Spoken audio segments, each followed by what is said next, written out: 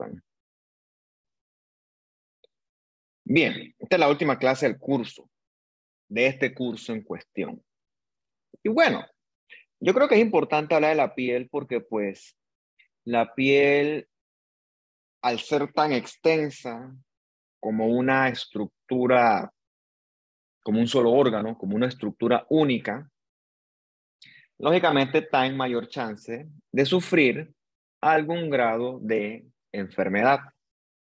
Entonces, las enfermedades de la piel son variables. Vamos a ver que hay enfermedades desde reactivas y finalmente hablaremos lógicamente de las neoplásicas. Y son bien comunes, pues porque nuestra piel está constantemente expuesta al medio ambiente. Es como, por ejemplo, tú unas zapatillas. Tú compras unas zapatillas, las que más te gusten, y por ejemplo, tú las usas y trata de mantener la suela limpia. Eso es imposible. La zapatilla está muy expuesta todo el tiempo a la calle y por lo tanto la suela progresivamente se va a ensuciar, se va a romper, se va a desgastar, en términos generales se va a deteriorar. Entonces, un fenómeno similar ocurre con nuestra piel. Te guste o no, tu piel constantemente se va a ir deteriorando debido a que hay muchas cosas del ambiente que interfieren con el funcionamiento normal. Entonces, esas son unas cosas que nosotros vamos a ver en la clase de hoy de las enfermedades de la piel. Piel, hay muchas enfermedades, ¿no? ¿Quién aquí no conoce el acné? Del punto de vista clínico, la relevancia pues no es tanta porque lógicamente nadie se muere de acné, pero lógicamente tiene una connotación estética y hasta cierto punto emocional, psicológica con el paciente. Entonces, tiene su relevancia. Pero también tenemos enfermedades que sí son peligrosas para el paciente. Hablando de las neoplasias, vamos a ver que la más maligna de las neoplasias de la piel es, sin lugar a duda, el melanoma. La piel, al ser tan extensa, también también manifiesta ciertas características que son consecuencias de enfermedades sistémicas. Por ejemplo, hemos hablado del lupus, que es una enfermedad autoinmune. Bueno, el lupus tiene manifestaciones cutáneas también que son útiles al momento de hacer el diagnóstico. Entonces, en la piel encontramos todo este montón de estructuras. La dermis con sus respectivas elementos, la epidermis con sus respectivos estratos, encontramos los anexos, que serán los pelos, las glándulas sebáceas, las glándulas endocrinas, el tejido subcutáneo, encontramos todos los vasos de la piel, todos esos elementos que le estoy mencionando que usted puede resumir en este dibujito, todos esos elementos pueden ser en determinado momento sitio de enfermedad. Lógicamente no vamos a discutir todo eso, pues porque es demasiado, pero es para que usted se vaya haciendo algún tipo de idea. La piel, al funcionar como una barrera, está expuesta contra un montón de cosas del ambiente que son potencialmente peligrosas. Fuera de microorganismos, que pues hay muchísimos, también hay, por ejemplo, que si el sol, que si el viento, que si el polvo, que si la humedad. Todas esas cosas tienen en algún momento que ver con algún tipo de daño o lesión a la piel. Todos esos elementos no deseados o potencialmente peligrosos, tu cuerpo, tu sistema inmune, lo va a considerar un antígeno. Y en la piel esos antígenos son captados o detectados por las células de Langerhans. La célula de Langerhans capta ese antígeno, se lo lleva al ganglio para que este sea pues analizado y que se pueda desempeñar o se pueda dar una adecuada respuesta inmune. Lógicamente también tenemos los queratinocitos, que son los que constituyen acá el estrato espinoso, que ellos son los que esencialmente tienen una gran cohesividad que hacen que la piel funcione como una barrera física, parte de la inmunidad innata. También tenemos un montón de leucocitos, linfocitos, macrófagos, mastocitos, etcétera, que están ahí en la piel vigilando. ¿Okay? Por si acaso pasa algo extraño entra, atacan de una vez. Son como una línea de defensa temprana, por no decir una de nuestras primeras líneas de defensa. Habiendo dicho esa pequeña introducción, entonces vamos a discutir algunas enfermedades y vamos a comenzar, con la parte inflamatoria de la piel. Las dermatitis o las dermatosis inflamatorias Ambos términos son perfectamente válidos. Personalmente, para mí, estas enfermedades inflamatorias de la piel, desde el punto de vista histopatológico, pues son difíciles, porque se parecen, desde el punto de vista morfológico, se parecen mucho y tienen signos o hallazgos morfológicos que se pueden se pueden sobrelapar. Entonces, vamos a ver, por ejemplo, esta piel de acá, ven esos espacios blancos entre los queratinocitos. Eso es edema intercelular. El término correcto para ese edema, cuando hablamos de la piel, es esponjiosis. Por eso es que a estas dermatosis inflamatorias también se les puede denominar dermatitis espongióticas, debido a ese edema intraepidérmico. Como son inflamatorias, tú lógicamente esperas encontrar infiltrado inflamatorio en estas pieles. Al ser agudas, tú dirías que debe tener neutrófilos. Pero aquí ocurre un caso curioso. Por lo general, tú no encuentras neutrófilos, tú encuentras más que todo macrófagos, linfocitos, células plasmáticas. Si tú encuentras un neutrófilo en una piel, bueno, no uno, si tú encuentras un infiltrado inflamatorio neutrofílico en una piel, algo está molestando esa piel activamente y agudamente. Y por lo general, eso que la está molestando suele ser un bicho, siendo el más común hongos que suelen pulular por ahí y causar una inflamación aguda bastante intensa. Lo bueno de esto es que todas estas dermatosis agudas, hasta cierto punto, son autolimitadas. ¿Qué quiere decir eso? Que eventualmente van a resolver. Algunas demoran, otras son más rápidos, pero la gran mayoría resuelven eventualmente, o sea que son autolimitadas. Así como los resfriados. Ni un resfriado es eterno. Todos se acaban algún día, ¿ok? Algunos demoran un poquito, otros demoran un poco más, pero ni nadie existe con un resfriado forever. Bien, el primer ejemplo es la urticaria, ¿no? La urticaria es la clásica, esta dermatitis de tipo alérgico. Por ejemplo, te rozaste con una plantita o fuiste a una finca, fuiste al interior y te metiste por un monte y cuando saliste con todas las manos picadas.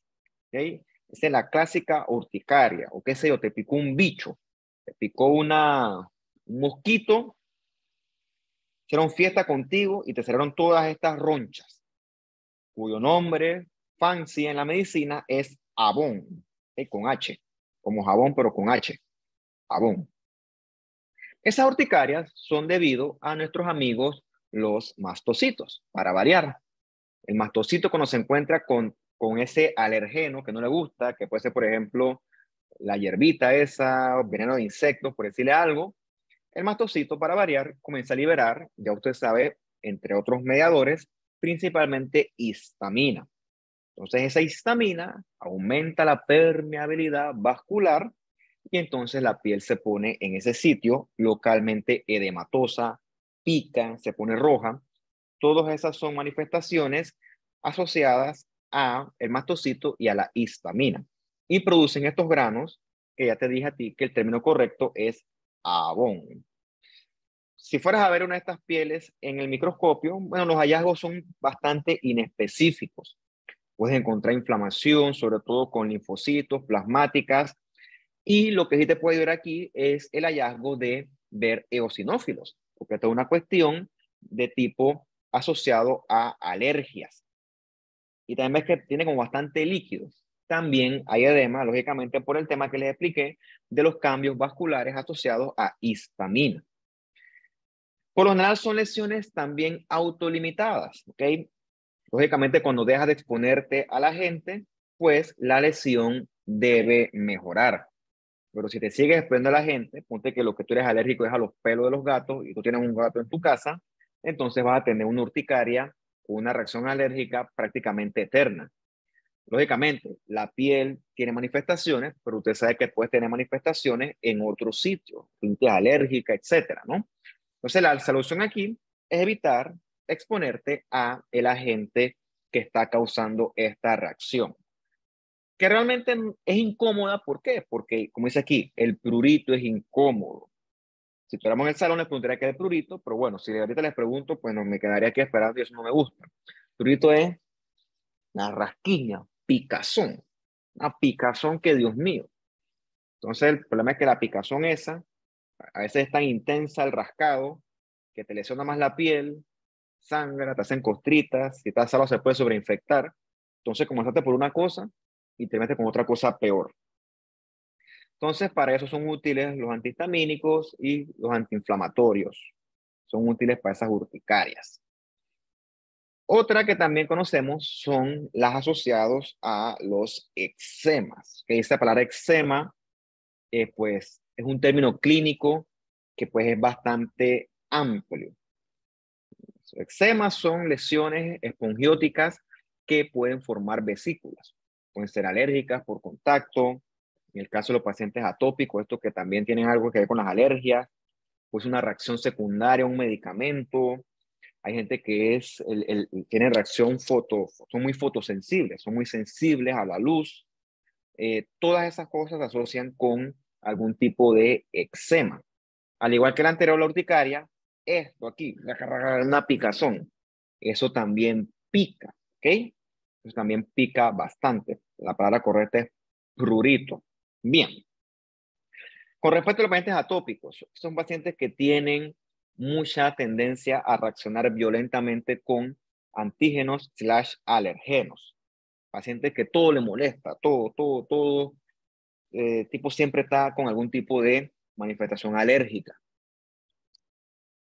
Tiene asociación con algún tipo de predisposición genética y lógicamente los episodios se van a desencadenar si expones al paciente a el respectivo alergeno.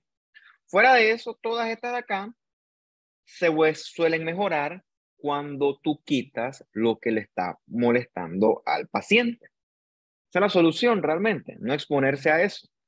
Por ejemplo, si lo que te molesta son las picaduras de algún bicho, cuando vas al interior fijo, te pican las chitras y fijo haces una dermatitis. Bueno, la solución es no exponerte a eso. Echate, cuestión es el repelente, qué sé yo, usar ropa larga. Esa es la off.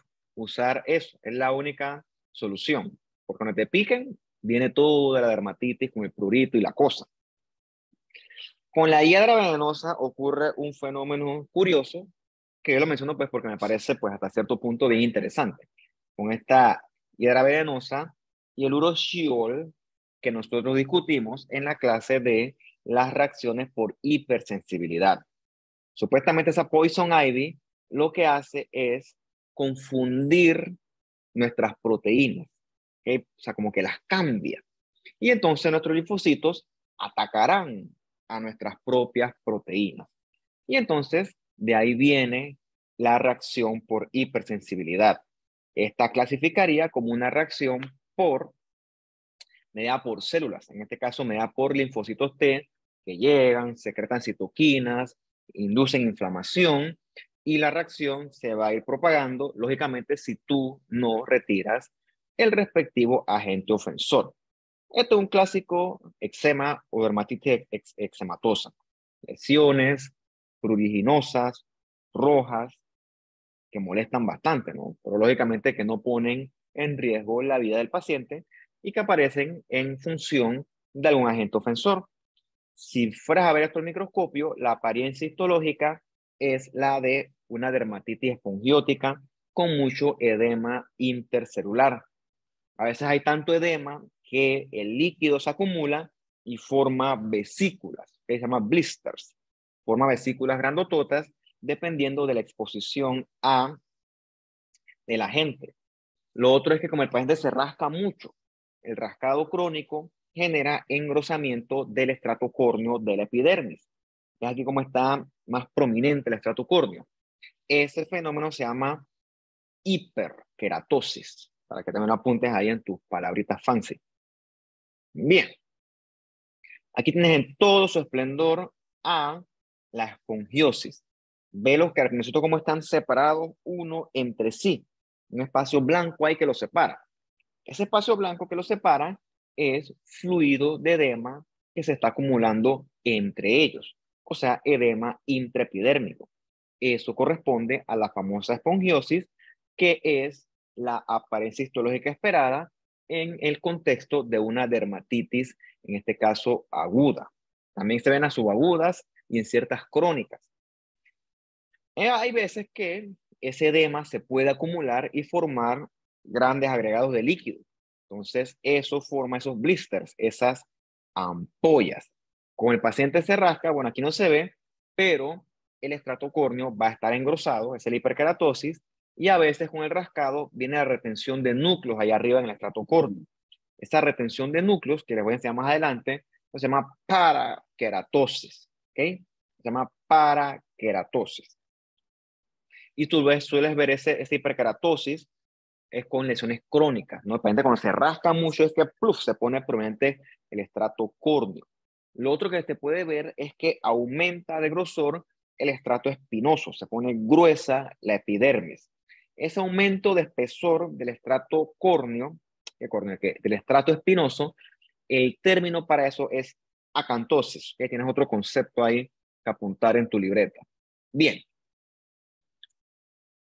no es la mejor imagen, pero bueno, sirve. Tienes a varios fenómenos aquí. Vamos a comenzar de arriba para abajo. Lo primero es que está súper gruesa la capa córnea, la capa de queratina. Eso es una hiperkeratosis. De los nucleocitos aquí, en el estrato córneo no debe haber núcleos. O sea que también tienes parakeratosis. Y lo otro que vas a tener, ves que está prominente el estrato espinoso.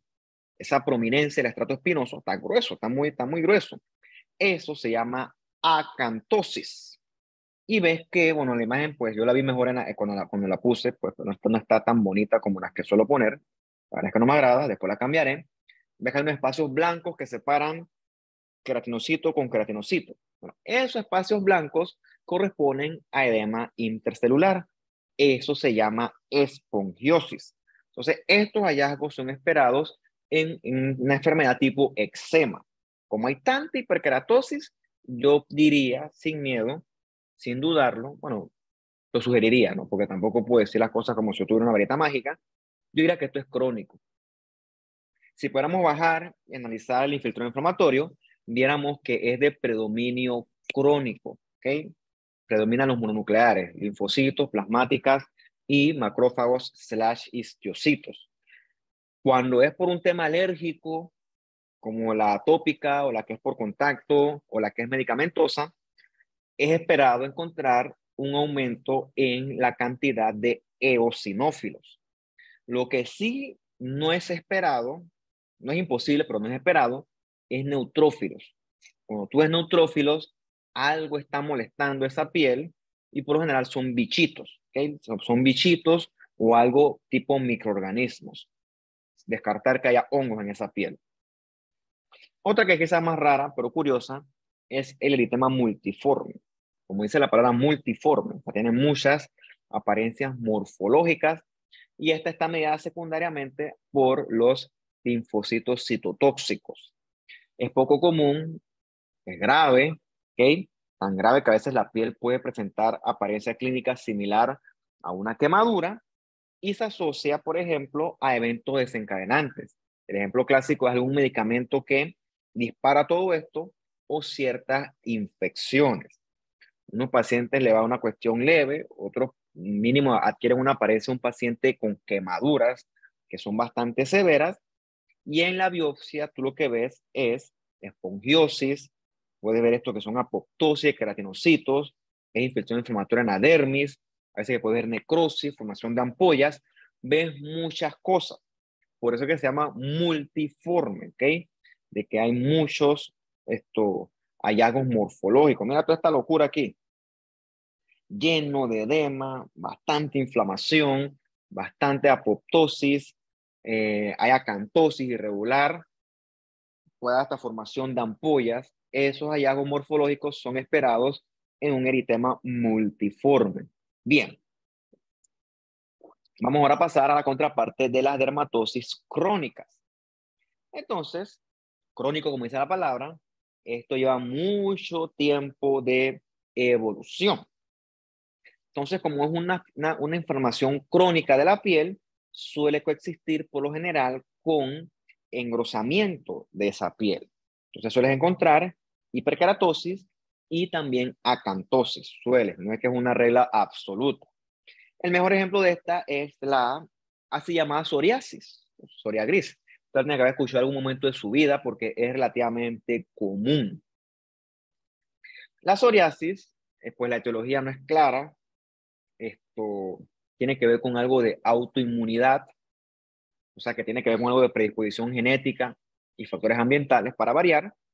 Y según el libro, supuestamente se asocia con eventos cardiovasculares, cardíacos, valga la redundancia, y también cerebrales. Yo no sabía eso, lo puse porque me pareció curioso, me pareció importante, por cierto, pero todos asociados a esta inflamación crónica de base que se da en estos pacientes con psoriasis.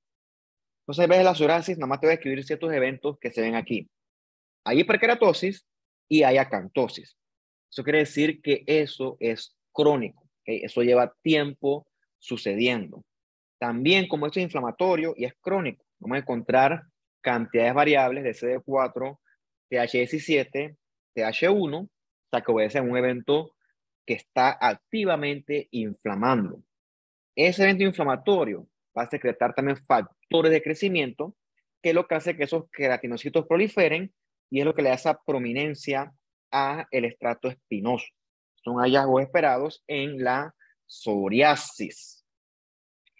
Clínicamente, las lesiones aparecen sobre todo en las áreas de flexura, codos, rodillas, en el área inguinal, y se asocian con lesiones que pican y que tienen como unas escamitas plateaditas. Entonces, lo que se ve en esta enfermedad primero, viendo la biopsia que está aquí, la imagen que está aquí, es hiperkeratosis. ¿Ves cómo está de grueso el estrato córneo? Lo otro que se ve son retención de los núcleos en ese estrato córneo. Eso se llama parakeratosis. En este caso es parakeratosis focal porque no es en todo. Y lógicamente aquí estás viendo en el estrato espinoso que hay prominencia. También va a haber acantosis. Una clave de esta enfermedad, desde el punto de vista histopatológico, es que estas pieles pierden la presencia de estrato granular. Según los libros que puedes leer, y está o disminuido o está ausente el estrato granular.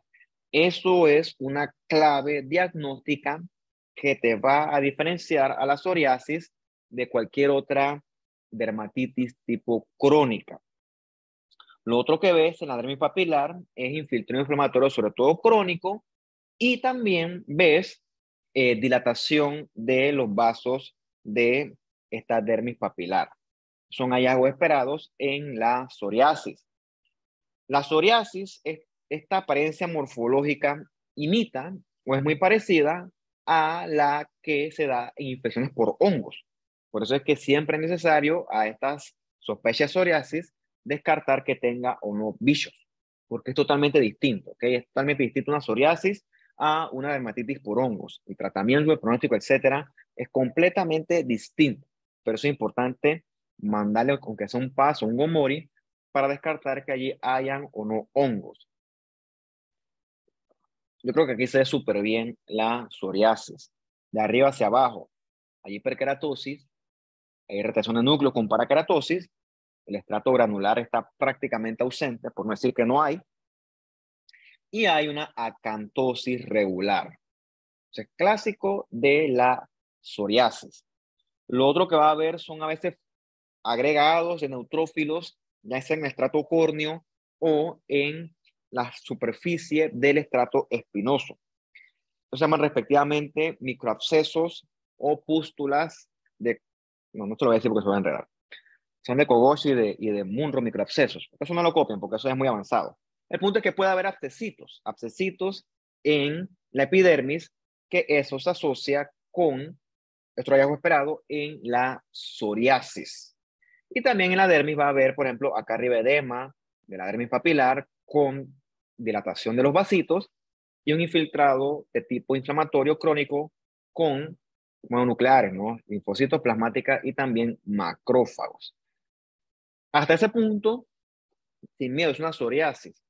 Pero lo que sí es cierto es que también se parece a una dermatitis por hongos. Por eso reitero, es importante pues descartarla.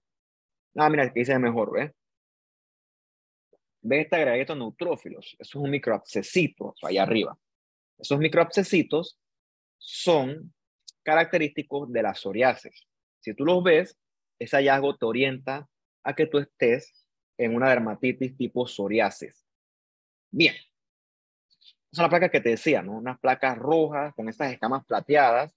Esa es la apariencia clásica clínica de una psoriasis, sobre todo en las áreas de flexura, codos, rodillas, y también puede haber cambios unguiales. Unguiales quiere decir que puede haber manifestación a nivel de las uñas.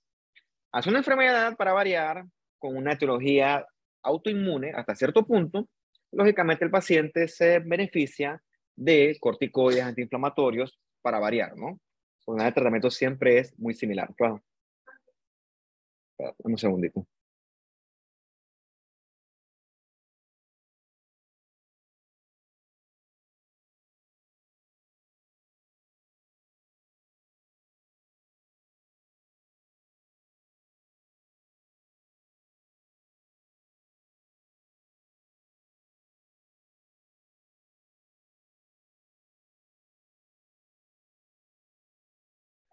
No.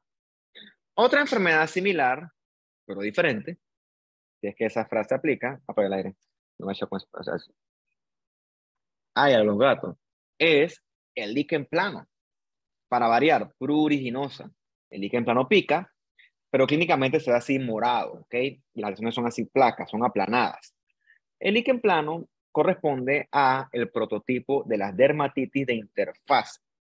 Las dermatitis de interfase corresponden a dermatitis que tienen degeneración o daño vacuolar de la capa basal. Ahorita les voy a enseñar qué significa eso.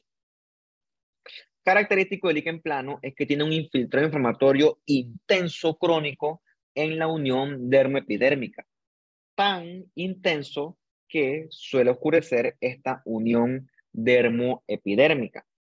Se asocia el líquen plano a también acantosis, es como si fueran los dientes de una sierra. A diferencia de la psoriasis, aquí hay hipergranulosis. Eso la diferencia bastante. Y comparte también la hiperkeratosis. Similares, pero tienen diferencias morfológicas fundamentales. Jamás tú puedes firmar una psoriasis con hipergranulosis. No, eso no funciona así. Aquí lo tienes todo su esplendor, ¿ves? Hiperkeratosis, arriba. No debe haber parakeratosis. Si tú ves parakeratosis, mejor es que consideres tu diagnóstico. Ves la prominencia del estrato granular, esa es la famosa hipergranulosis, y también hay eh, acantosis regular, sobre todo como en diente de sierra.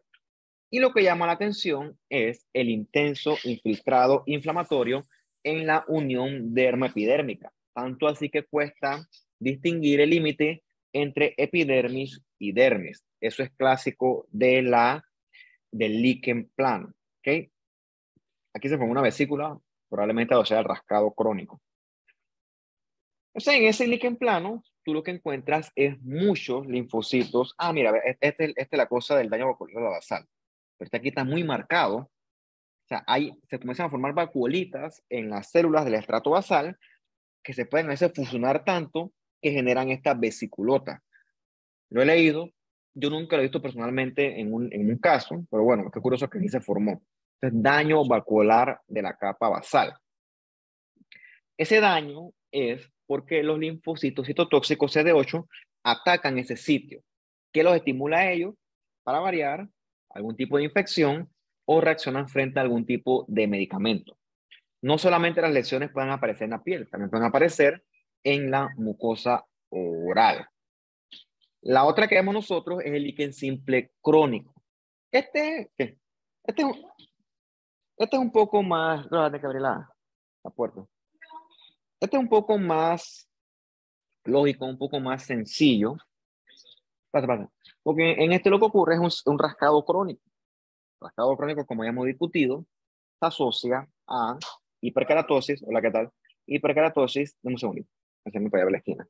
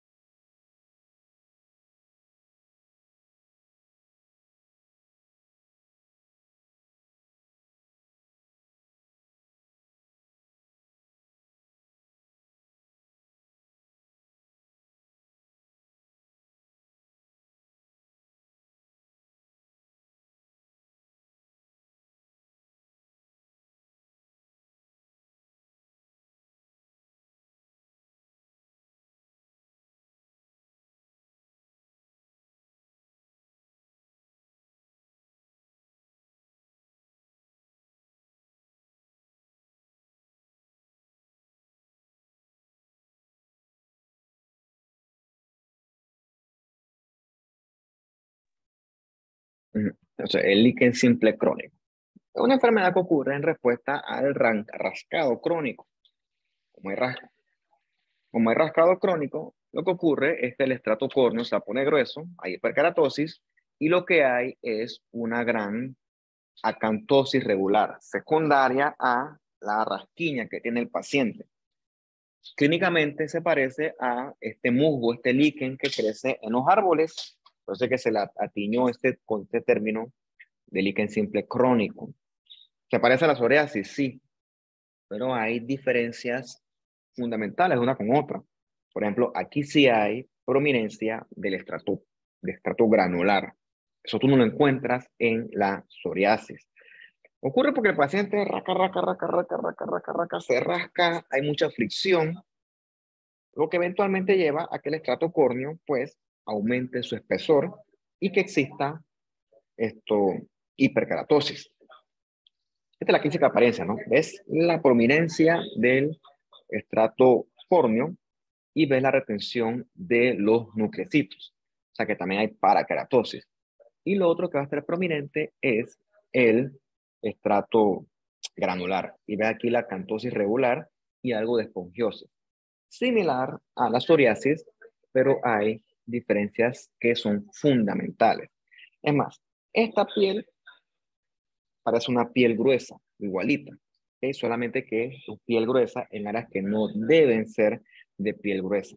Entonces, esta es la apariencia morfológica de la del líquen simple crónico. Entonces, aquí, ¿no? Buco, hiperkeratosis, bien grueso, y ves prominencia del estrato granular. Y acá abajo ves en el estrato espinoso, ves esa acantosis tan prominente. Si tú me muestras eso, eso parece la piel de la planta, las manos, la planta o los pies. Parece una piel gruesa clásica, pero lógicamente eso aparece en otra área. Entonces, esos cambios son muy parecidos a los que encontramos nosotros en el líquen simple crónico. Cambios parecidos a una clásica piel gruesa. Igualito de eso, idéntico. Solamente que está en el sistema anatómico que no corresponde y es secundario eso a sangrar, a rascado, perdón, y a mucha fricción. Vamos a ponernos a hablar de las infecciones. Voy a cambiar el lugar.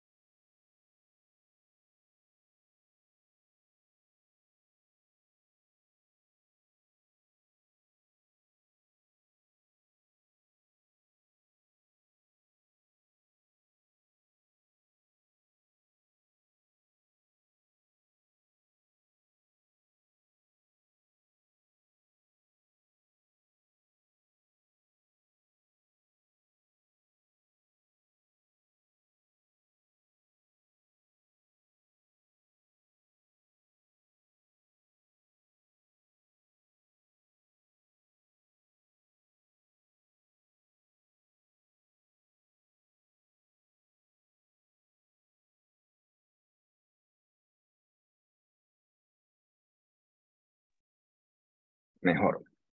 Entonces la piel, para variar, también es sitio de infecciones. Por lo general, hay lesiones como esta, que son los clásicos impétigos, que afectan las capas superficiales de la piel, o puede haber, por ejemplo, en un paciente inmunosuprimido por alguna razón, abscesos profundos. No es lo común, pero suele pasar. Entonces, el impétigo, que es este que tú ves acá, eso rasca mucho, por eso que tú ves la piel toda distorsionada. Aquí sí tú vas a encontrar mucho neutrófilo. Eso es clásico de una dermatitis de tipo infecciosa, que el hallazgo de neutrófilos se asocia mucho a microorganismos. Tanto así que te forman una colección de neutrófilos debajo del estrato córneo, eso recibe el término de pústula subcorneal. Esto es, si pudiéramos bajar aquí, viéramos que aquí hay una inflamación tipo mixta con predominio de neutrófilos. Hasta que se muestre lo contrario, eso es causado por microorganismos, en este caso descartar bacterias, que lo puedes corroborar por tinciones de Gram. El más clásico que hace estos hallazgos es el Staphylococcus aureus. Eso pica, van a rasca, rasca, rasca, y ese rascado crónico es lo que crea esta apariencia histológica con costras, con alteración de la epidermis, porque son lesiones muy pruriginosas y sintomáticas.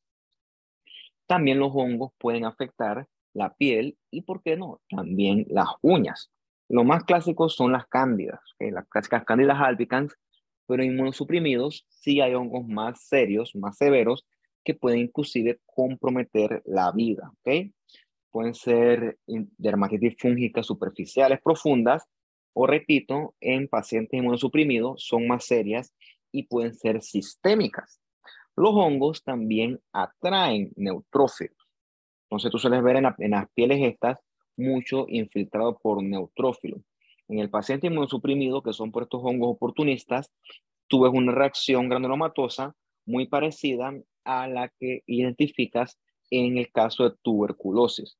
En este caso es importante, pues, hacer tinciones para descartar que no sean hongos o que esto no sea tuberculosis. Por lo menos un Gomori y un Sil-Nielsen. Hay otros que usan un PAS que te enseñan las IFA aquí en Fusion. Bueno, a mí me gusta más el Gomori porque siento que, pues, es más fácil de observar.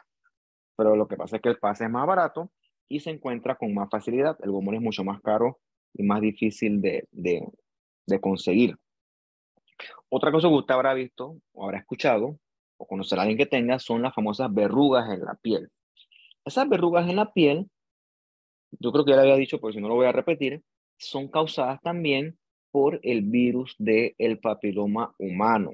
Solo que estas cepas que afectan a la piel son cepas distintas a las que nosotros discutíamos cuando hablábamos de el cervix y las lesiones de bajo alto grado y los consecuentes carcinomas. Son el mismo tipo de virus del papiloma humano, solo que son distintos tipos de cepas lo que lo van a afectar. Estas cepas que afectan a la piel y causan las verrugas estas son cepas perfectamente benignas. Cuando tú entras en contacto con la piel de una persona infectada, dependiendo del estatus del sistema inmune, puede que te aparezcan o no las lesiones. ¿Okay? Recuerda que esto tiene que ver con el estatus inmune del paciente. Si es un paciente inmunosuprimido, suele hacerte esas verrugas con bastante más facilidad. Del punto de vista clínico, no tienen mayor relevancia. La relevancia más que todo es estética, eso lo entiendo. Y bueno, algunas pueden doler si están aquí, por ejemplo, en la planta del pie, que son esas verrugas plantares, pero son autolimitadas, o sea que eventualmente, máximo en los 2 años, suelen desaparecer solitas. Si no se operan y no pasa nada, ¿no? El problema es que estén, por ejemplo, aquí en las palmas, que son más molestas, eso sí puede molestar. Entonces, como dije anteriormente, no tienen transformación maligna, solamente es el problema estético, son feas, pues lamentablemente, pero no es que eso se va a transformar en un cáncer, pues no, en este caso no hay relación con este tipo de transformación. Y son más esperadas en un paciente con algún tipo de supresión del sistema inmunológico. Hay varios tipos, ¿no? Hay verrugas que son las vulgares, que son las clásicas, esta que ves aquí, verruga clásica, que cursa así, ¿no? Con hiperkeratosis, hipergranulosis, y que parece como un arbolito. Se llama papilomatosis. Aquí lógicamente nada para que lo veas de arriba, pero ahorita vamos a ver una imagen con un poquito más de detalle. Están las verrugas que son las plantares, las palmares, y también aquí entra en esto juego las verrugas estas venéreas que corresponden a los condilomas acuminados. ¿Ok? ¿Qué pasa, Anita? A ver, me interrumpo. Estos condilomas acuminados que, pues, eh, desagradables sí, pero repito, son de etiología esencialmente benigna. Ves aquí la verruga. Es que parece como un arbolito. Eso es porque hay prominencia de las papilas dérmicas. Este fenómeno se llama papilomatosis. La verruga tiene como esta apariencia engrosada, como si fuera una piel así toda rústica, toda gruesa. Bueno, eso es secundario a la hiperkeratosis. Ve lo prominente que está el estrato córneo. Como eso es un área de mucho roce, también aparecen nuclecitos en ese estrato córneo. Se llama parakeratosis. Y lo otro que vas a tener también es una granular que está prominente.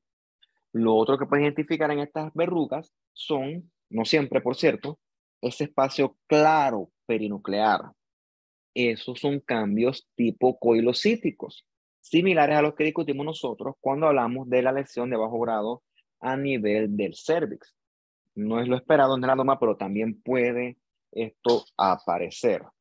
Entonces, esta imagen aquí tiene todos los hallazgos esperados en una clásica verruga vulgar. Fea, desagradable, como lo quieras ver, pero potencial maligno es cercano a cero, por no decir cero. Vamos a otra categoría, ahora vamos a discutir las enfermedades bullosas, bulosas o ampollares de la piel.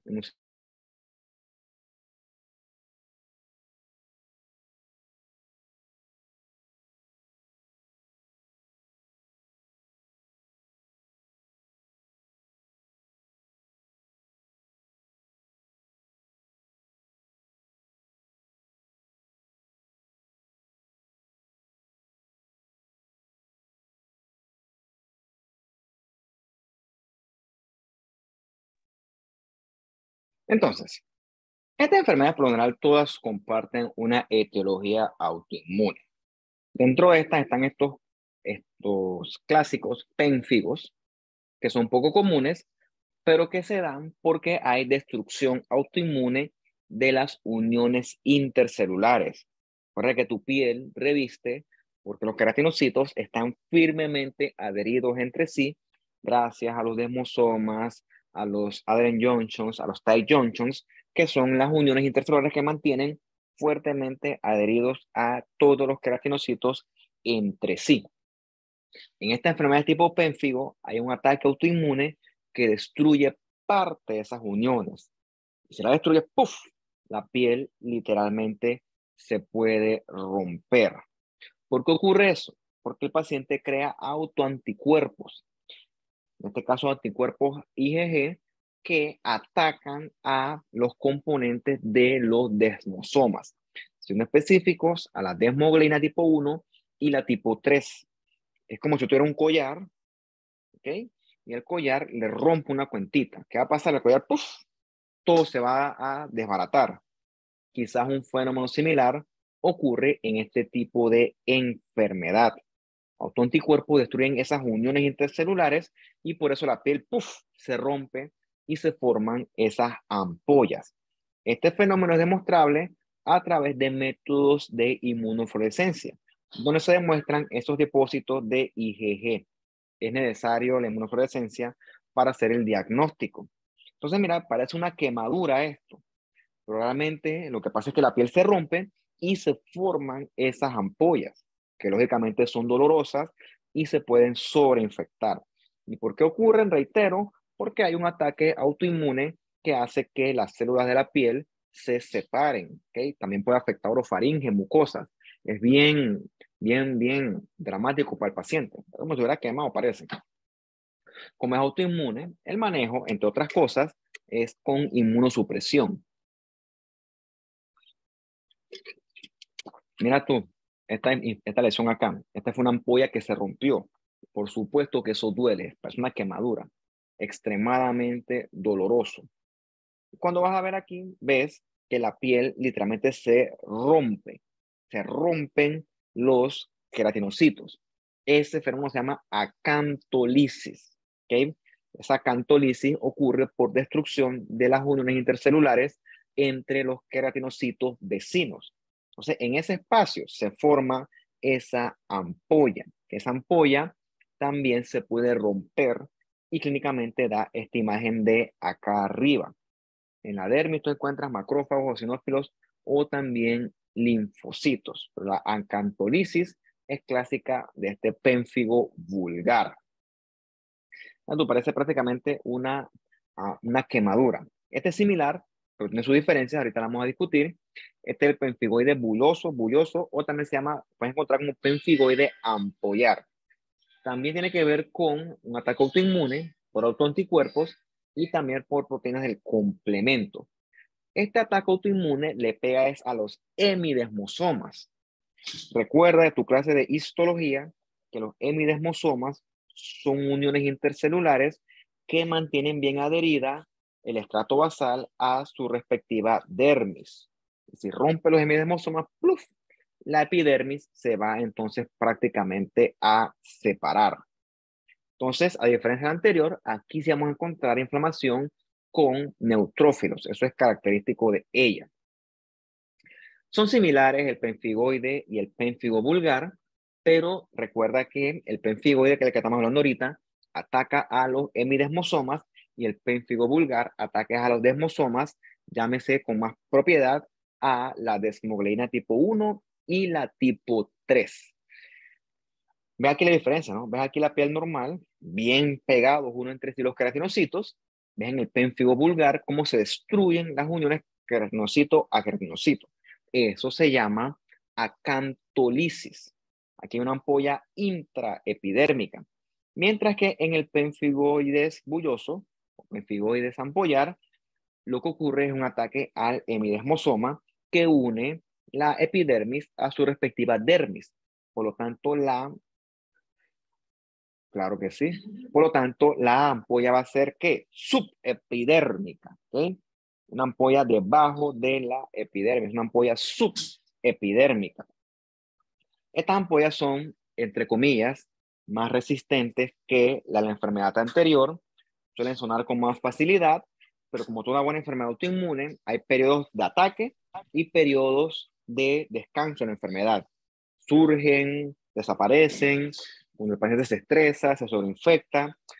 Autoinmune, o sea que es para toda la vida, y como autoinmune, el manejo para variar es como inmunosupresión. Te darás cuenta que todas las enfermedades de la piel se manejan con inmunosupresión, con corticoides. La solución es universal. Cuando ves el pemphigoide bulloso o ampollar, ves que tienes unas ampollotas llenas de líquido, pero recuerda, aquí los desmosomas están intactos. Por lo tanto, no va a haber acantolisis. No va a haber acantolisis. Lo que va a haber es una separación de epidermis y dermis, y en esa separación, en esa bula, en esa ampolla, se va a acumular es líquido. Y aquí sí vamos entonces a nosotros a ver es neutrófilos y ocasionales eosinófilos. Pero cuando ves la epidermis arriba, la epidermis está prácticamente intacta, porque los desmosomas y el estrato córneo no es lo que sufre ataque. Los que sufre ataque son los desmosomas, perdón, los hemidesmosomas de la unión dermoepidérmica. Como toda buena enfermedad ampollar, también se puede mostrar la presencia de autoinmunidad por medio de los métodos de inmunofluorescencia. Habiendo dicho eso, sin la inmunofluorescencia no se puede hacer adecuadamente estos diagnósticos de enfermedades ampollares. Es necesaria. Mira, esta imagen está bonita, la conseguí por suerte, no me costó mucho conseguirla, pero está bonita. Es la ampolla. ¿Okay? ¿Ves la ampolla? Debajo de la epidermis. Entonces es una ampolla subepidérmica. Ves que el contenido de ella es rojito. Hay muchos eosinófilos, uno que otro neutrófilo, pero es aquí importante. ¿Ves la epidermis? La epidermis está limpia. ¿Sí? La epidermis no presenta mayor alteración. La alteración es aquí la ampolla subepidérmica acompañada de ese infiltrado inflamatorio que en esta imagen predomina es los eosinófilos. Si la contrastas con esta de acá, buscarla para ver, ahí lo tengo, qué gallo. Aquí, ¿ves? Por aquí se ve. Aquí hay destrucción de los queratinocitos vecinos entre sí. O sea que sí hay anomalías del estrato espinoso como tal. Pero cuando te vas aquí al pemfigoide bulloso, ves aquí que el estrato espinoso está íntegro, ¿ok? Está esencialmente íntegro. Son diferencias morfológicas fundamentales entre el pénfigo vulgar y el pemfigoides ampollar o buloso. Bien, y ya para terminar esta última sección de la clase, que probablemente pues se tome más de tiempo porque es más relevante clínicamente, vamos a hablar un poquito de las neoplasias de la piel. Vamos a tomar unos 2 minutos aquí y seguimos.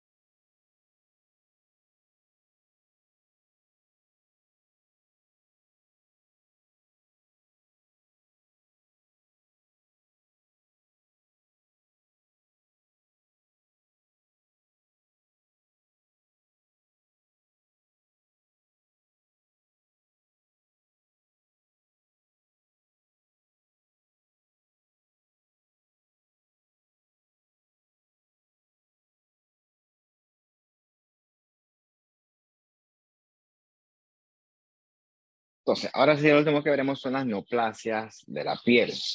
Hay neoplasias benignas y neoplasias que son malignas. Esta que está acá es súper clásica, súper común, es la queratosis seborreica. Probablemente más común de lo que tú te imaginas.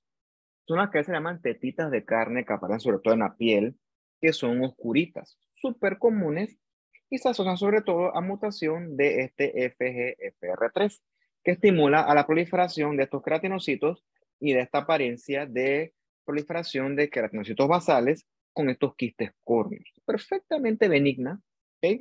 Como aquí el actor este Morgan Freeman. Todas esas lesioncitas, todas son un montón de queratosis seborreicas, ¿ok? Son más comunes de lo que tú piensas. Probablemente ya la habías visto, pero no sabes cómo se llamaban.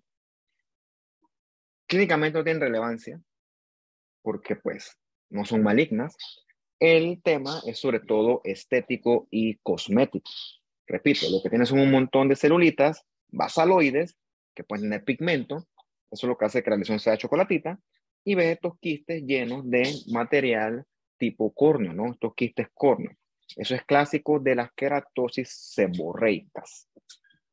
Otra que es un poquito más preocupante es la queratosis actínica. Esa palabra actínica quiere decir que es secundaria a daño solar. Eso ocurre en la persona que toma mucho sol por mucho tiempo.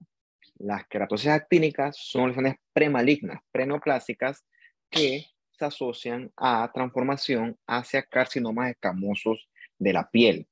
Como dice queratosis, una lesión con hiperkeratosis y asociada a la exposición a luz solar. Por suerte, la gran mayoría sufre regresión, pero un pequeño porcentaje sí va entonces a progresar a un carcinoma como tal. Esta es la apariencia de la queratosis actínica, lesión hiperkeratósica con parakeratosis y suele tener atipia sobre todo hacia el estrato basal, ¿ok? Atipia hacia las células de la capa basal. Lo otro que ves aquí no se ve en la dermis es bastante daño solar. O sea, esto no ocurre por una vez que tú vas a la playa sin protector solar. Estos son años de estar expuesto a la luz solar sin protección. Sobre todo se ven personas de piel blanca que se exponen mucho al sol y que entonces suelen desarrollar estos cambios premalignos tipo queratosis actínica. Suelen aparecer en áreas fotoexpuestas. Fotoexpuestas quiere decir que están expuestas a la luz solar. ¿Ves esta dermis aquí gris? Eso es el famoso daño solar. Y ves que hay atipia, sobre todo hacia la capa basal. Si la atipia agarra todo el grosor, entonces ya es un carcinoma in situ y es una lesión, pues, de mayor grado histológico. Como un denominador, exposición al sol. Le da chance a eso, entonces puede aparecer un carcinoma escamoso de la piel. Aparece en áreas que están expuestas al sol y repito, en personas mayores, porque tiene que haber mucha exposición a la luz ultravioleta que cause daño al DNA con eventual mutación, sobre todo en mutación de TP53 y también de RAS. Leyendo un poquito, también, sobre todo en inmunosuprimidos, estos carcinomas escamosos de la piel se asocian a infección al virus del papiloma humano. También pueden aparecer en el contexto de úlceras crónicas y por suerte aquí en Panamá pues radiación ionizante no hay como tal, ni tampoco esos carcinomas industriales. Pero en un área de mucha lesión crónica también pueden aparecer este tipo de carcinomas escamosos de la piel. Aquí no ves la tipia de grosor completo, ves las células pleomórficas, va a haber mitosis. Eso es clásico del carcinoma escamoso. En este caso, la neoplasia se limita a la epidermis, o sea que no atraviesa la membrana basal y por lo tanto es una neoplasia in situ. Es un carcinoma in situ de la piel, también llamado enfermedad de Bowen. Pero lo que sí es cierto es que hay un montón de desorden en esa piel. Eso se llama pérdida de la maduración.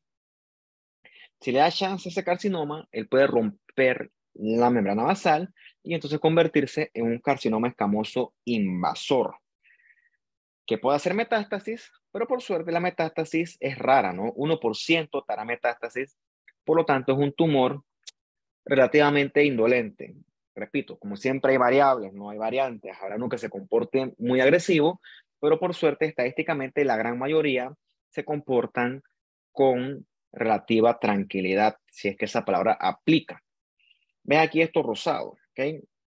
Esas perlas córneas, eso se llama queratinización. Eso es evidencia de que este tumor es un tumor con diferenciación escamosa. Así como el adenocarcinoma hace glándulas feas, pero hace glándulas que te sirven para llamarle adenocarcinoma, el carcinoma escamoso hace queratina, fea, pero la hace, para que le puedas llamar a eso un carcinoma de células escamosas o carcinoma escamoso, que es lo mismo. Fuera de eso, las células neoplásicas son atípicas, los núcleos son hipercromáticos, son irregulares, hay maduración, entonces características propias de una neoplasia de tipo maligno. Este es el tumor más maligno, más común, peso por peso, ¿okay? El tumor maligno más común es el carcinoma vasocelular. Por suerte, dentro de los malignos, es un tumor con un comportamiento relativamente indolente. ¿Qué quiere decir eso? Que es un tumor que se porta bien. ¿Por qué? Porque es rarísimo que haga metástasis. De hecho, yo nunca he visto eso. Habrá algún tipo de paper por ahí que habla de carcinomas vasculares metastásicos, pero yo nunca lo he visto. El problema con él es que por nada surge en la cara, en las áreas que son expuestas a la luz, la nariz, la frente, etcétera. El problema es que puede crecer, se ulcera, se sobreinfecta, y hay unos que son agresivos, que se meten al tejido profundo, hasta el hueso pueden llegar si le da chance, destruyen el cartílago o la nariz. Esos son tumores desfigurantes si le da chance. Ese es el problema de ellos. Pero bueno, no suelen hacer metástasis y por eso pues son considerados menos peligrosos que por lo menos los escamosos. Para variar, también se asocia a la exposición a luz solar sin protección por mucho rato, muy prolongada, que se asocia con esta mutación de este gen PTCH1. ¿Okay? La mutación de este gen favorece la proliferación de estas células basaloides, que es lo que con el tiempo lleva a transformación maligna. Y reitero, esto se asocia con daño al DNA. Es que esto es un tumor constituido por células basaloides. Por eso es que está así morado, oscuro. Células que tienen mucho núcleo, poco citoplasma, o sea, células basales. Por eso es que este tumor tú también lo vas a encontrar como carcinoma de células basales. Pero eso no lo digan así, es una super gallo. Digan que es una vasocelular con propiedad. Bien. Clínicamente las lesiones se ven como papulitas perladas, ¿ok? Hay unas que pueden estar ulceradas, otras pueden tener vasos tortuosos, algunas pueden estar pigmentadas. Las células tumorales son moradas, son células que se parecen a las células basales de la epidermis, por eso que se llaman células basaloides. Son células que crecen, invaden la dermis, pero por suerte no suelen hacer metástasis. Repito, yo nunca he visto metástasis en estos tumores. Son células que son pleomórficas con mitosis y forman en los nidos a la periferia un artefacto de separación blanco, que es una característica importante de estas neoplasias al momento de hacer el diagnóstico. ¿Ves estos nidos basaloides, morados, ¿okay? Lleno de mitosis, pleomorfismo? Eso es clásico del carcinoma vasocelular. Bien, son súper comunes, se asocian al sol. La ventaja es que las lesiones se pueden ver y al poder verse, se pueden manejar con relativa facilidad.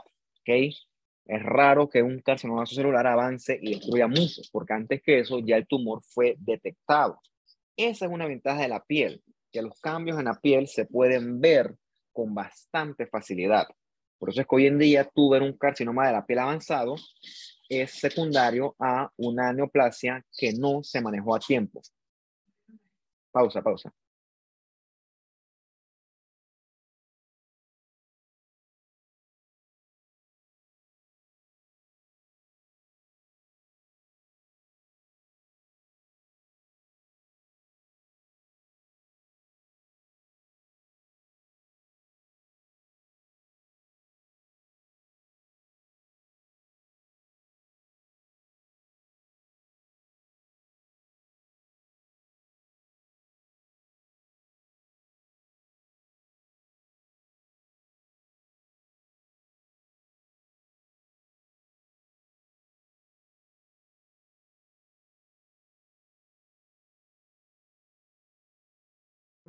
Es un tumor súper común asociado a la exposición a luz solar, pero como se ven, suelen ser abordados cuando son chiquitos los tumores, cuando son en estadios relativamente tempranos.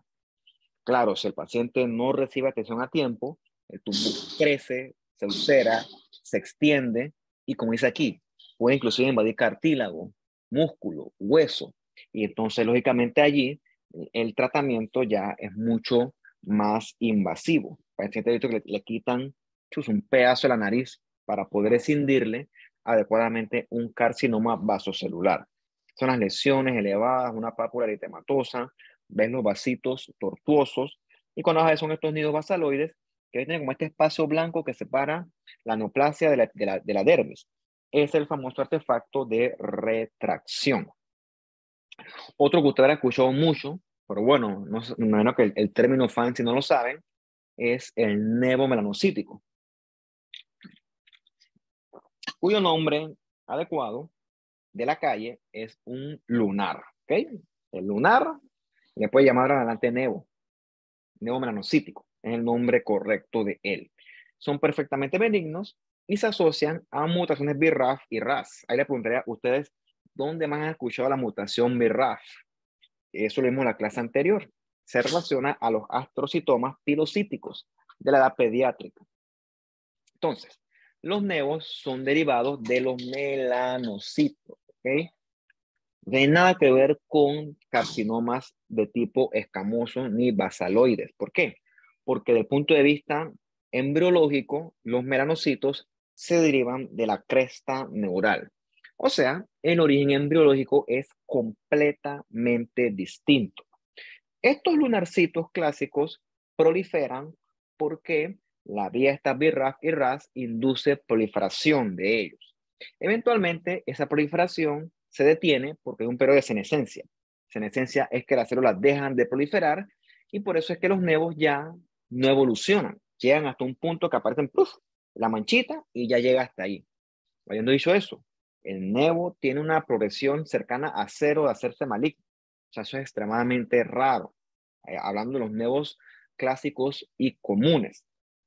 Entonces, en estos nevos, en estos lunarcitos, lo que crecen son niditos de células névicas que en un principio están pegados a la unión dermoepidérmica, son los nevos de unión, luego van bajando hasta que llegan al componente de la dermis.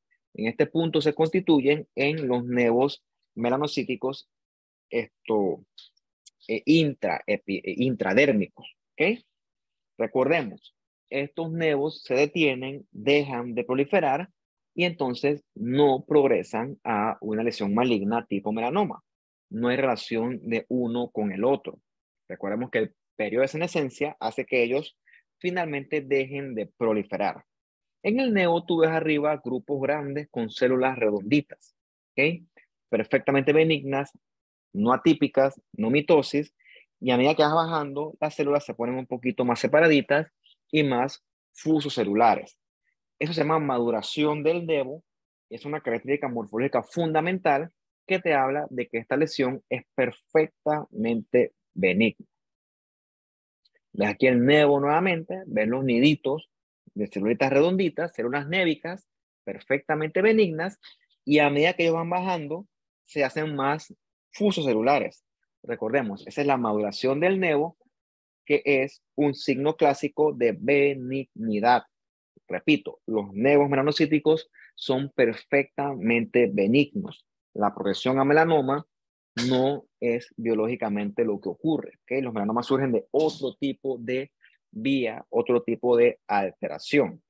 Por supuesto, yo sé que tengo un lunar aquí de toda la vida, que todo día que yo lo veo está igualito.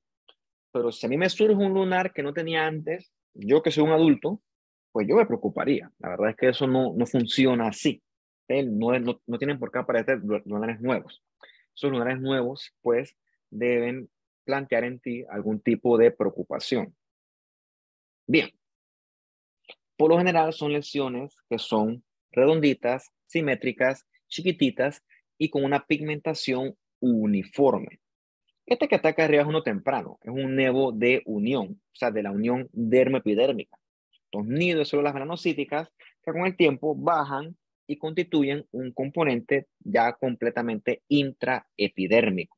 Células benignas hacen uniditos, no debes encontrar mitosis y debes entonces encontrar esa maduración del nevo.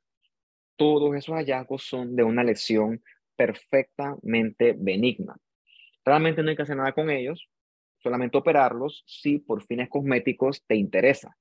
La progresión a malignidad es, por así decirlo, cero, ¿ok? Estos nevitos no progresan a ningún tipo de neoplasia tipo maligna. Estos que vienen aquí ahorita son los difíciles, los controversiales, que son los nevos displásicos. Algunos son esporádicos, o sea que me salieron de la nada, bueno, a mí no al paciente, y otros sí tienen algún tipo de nexo de tipo familiar, o sea que tienen un componente hereditario asociado sobre todo a mutaciones BRAF y RAS. A diferencia del anterior, que es el benigno, este nevo displásico sí preocupa más porque que sí hay riesgo existente de progresión a melanoma. Por lo general, el nevo displásico aparece en el contexto sindrómico. Este paciente con una espalda llena de lunares, diferente tamaño, muchos lunares, más de 100, entonces ya esto no es normal. ¿Okay? Ya esto no es normal. Ese paciente hay que vigilarlo, lógicamente, con mucha más atención. Como dice la palabra, displasia. En este nevo sí hay displasia, sí hay anomalías arquitecturales y sí hay atipia de tipo citológica. Hay hipercromasia, podermitosis. Entonces, esto es un nevo que a mí sí me preocuparía. ¿Ok? De hecho, yo prefiero no encontrármelo porque este nevo sí representa un riesgo para el paciente. Lo otro que encontramos es que hay macrófagos que fagocitan pigmento en la dermis. Se llaman melanófagos en el contexto de una incontinencia de melanina o incontinencia de pigmento. ¿Ves el desorden aquí de los nidos melanocíticos? Quizás algo de atipia. No, ya eso dice, esto no es un nevo normal como el corriente. Esto es un poquito más, pero sin llegar a melanoma. Entonces, quizás consultando, estudiando, preguntando, puede que este paciente se beneficie de que le quede bien el diagnóstico de nevo displásico. ¿Por qué? Porque sí hay que observarlo. O sea, ese paciente, si lo descuidas, no es que va a pasar, pero está en riesgo de progresión a un melanoma. Este paciente lleno de lunares, eso no es normal. Uno que otro que tú conoces, sí, pero tener la espalda llena de lunares, eso no es normal. Eso que sí hay que estudiarlo. No es que sea maligno, pero hay que estudiarlo. Y en el caso de que hay displasia, ve la displasia acá, ves la tipia de los nevos, podermitosis, hay pérdida de la maduración, hay desorganización. Todo eso son hallazgos morfológicos de displasia. A diferencia del anterior, este se asocia o no al sol. O sea, este es un poquito más impredecible. Ves los nidos aquí irregulares, displásicos. Entonces, esto sí tiene un mayor riesgo documentado de transformación, definitivamente sí, a este que está acá, el melanoma. ¿Ok? Este es el último que vamos a hablar. El melanoma, sin duda alguna, es el más maligno de los tumores de la piel, el más letal. ¿Por qué? Porque este sí, una vez que invade, no duda en hacer metástasis. ¿Okay? Este sí de una vez hace metástasis y por eso es que su comportamiento biológico es definitivamente más agresivo. ¿Cuál es la ventaja? Que un melanoma se ve en la piel y al poder verse en la piel es abordable en el estadio más temprano posible.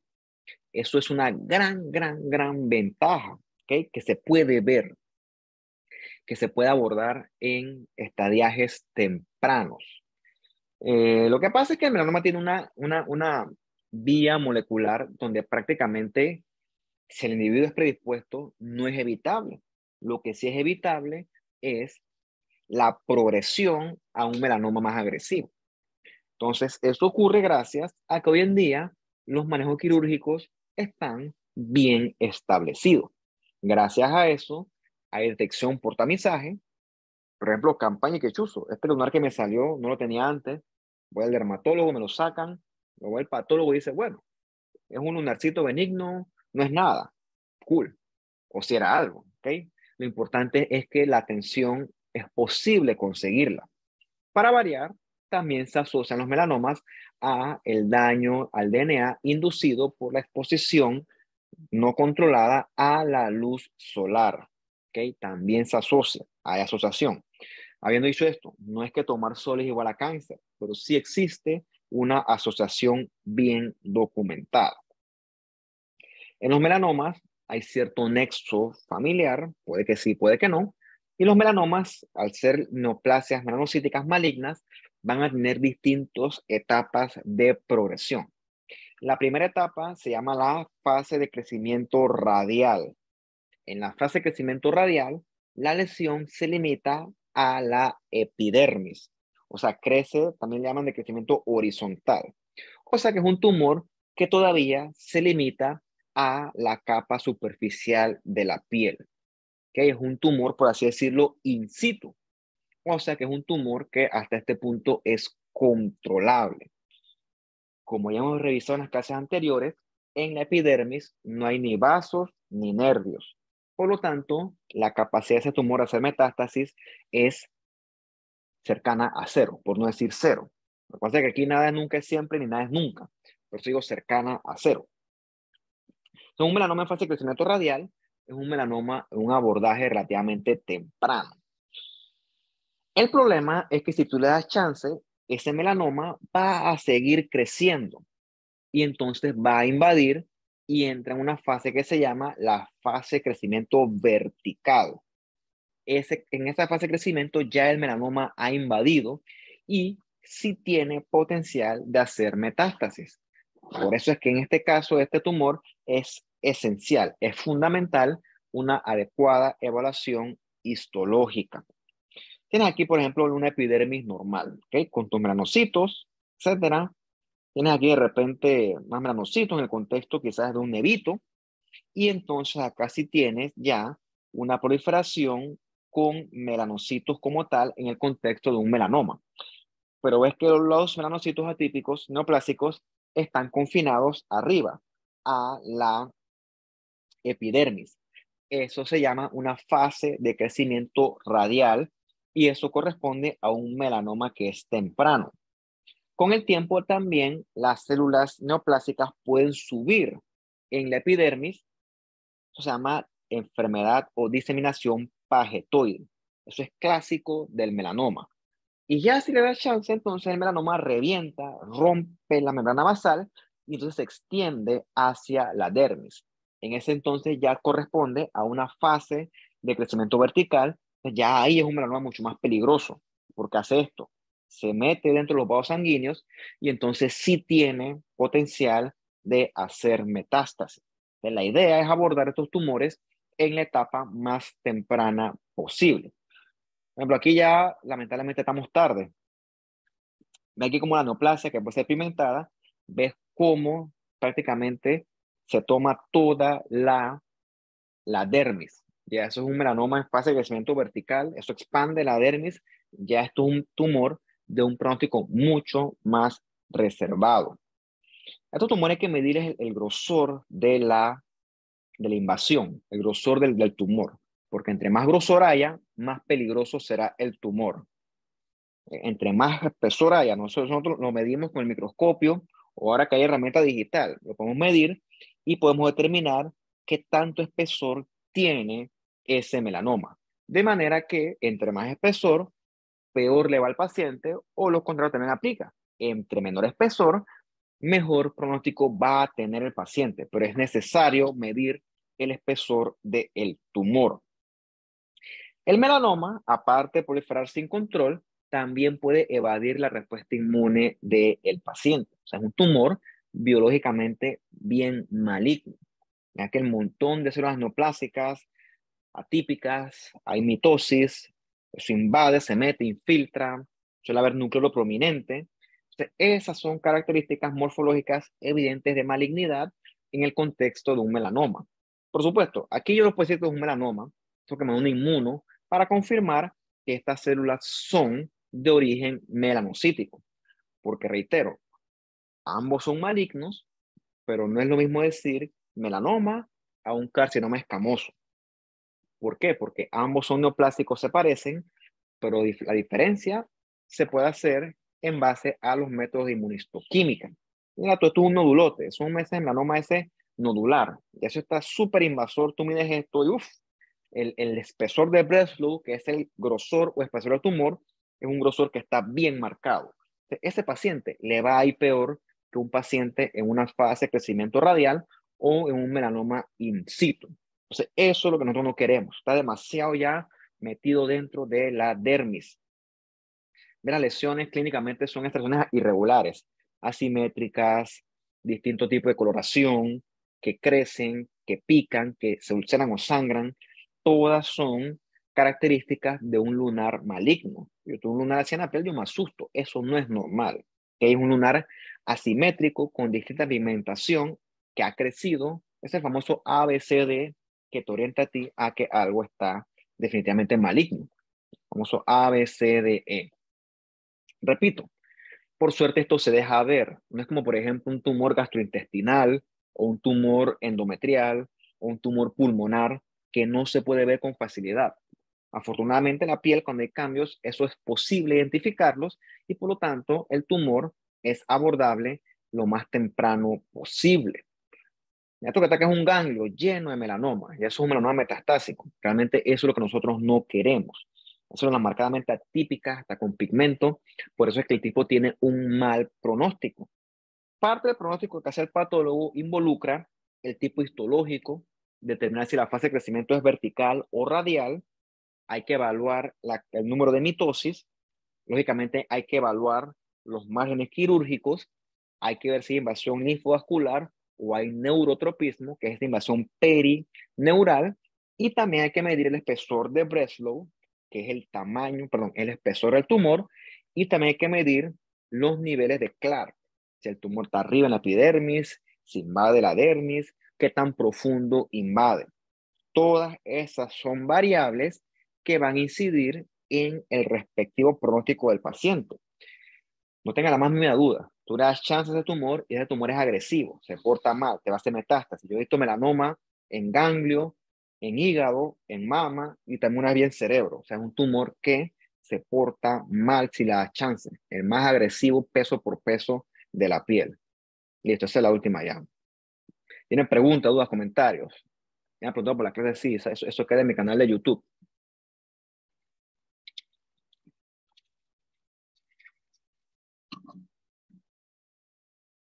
Bueno, vean la clase, analícenla con calma y si tienen dudas, comentarios, curiosidades, pues adelante, pues. O sea, voy a hacer mis actividades y ustedes también. Entonces, chao, cuídense y que estén bien. Hasta luego.